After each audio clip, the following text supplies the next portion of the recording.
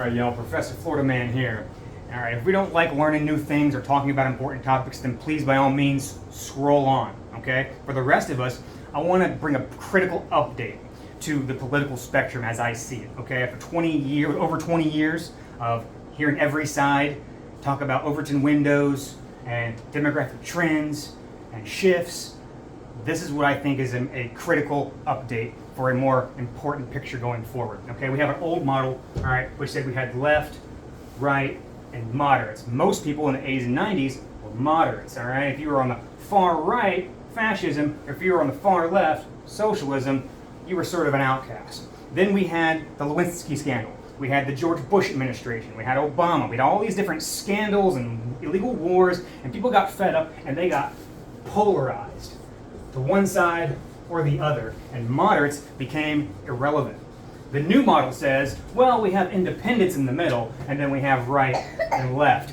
I don't think this is right, okay? I don't think it's accurate, all right? What I think we have now is we have about 25% of the country, all right, who are on the left, and they identify with the left, and we have about 25% of the country that identify with the right. When I say identify, I mean they have accepted a set of beliefs, and anything that contradicts those beliefs becomes a threat to their person, to their individuality, to their identity they created for themselves. Because let's face it, it's too hard to parse through and have an opinion about every single thing, so people would just subscribe to a team. So this is where about 25% of us are, and the other 20 to 30% are here and here. So let's go over it. All right, on the left, these are your high empathy people, okay? But sometimes that empathy is a little bit misplaced, like with vegans. These are the people who do your office purity tests that make the good the enemy of the perfect, okay? These are your woke, all right? They're pro-censorship, so they're not really liberal anymore. The word liberal and conservative doesn't really apply, okay? They are skeptical of historical narratives, all right? Fair enough. Let's go over here. On the right side of the identity spectrum, we have your neocons, your warhawks, like Marco Rubio, Lindsey Graham, even a lot of your centrist Democrats, right?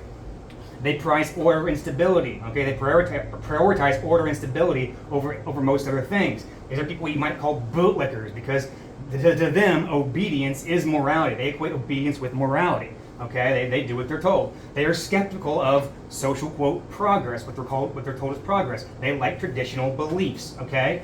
Now, these are your identity groups that people have signed up for. But in the middle, I think we have half the country, right? But they're not all independents, right? I think half of the independents are what I call don't care or don't know.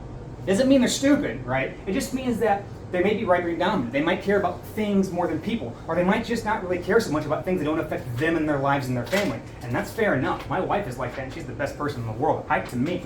So that's not a knock on those people. It's just they got better things to do, and I get it. This is a rational position for many people, maybe even more rational than this. Because these are your true independents. These are your people who are actually paying attention to all this nonsense. This is your both right and left-leaning libertarians. These are your America Firsters.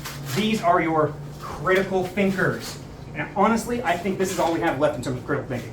20 to 30% of the country. Okay? Why am I bringing this up? Why is this important? Why are you telling this, Mr. Florida Man lawyer, professor lawyer?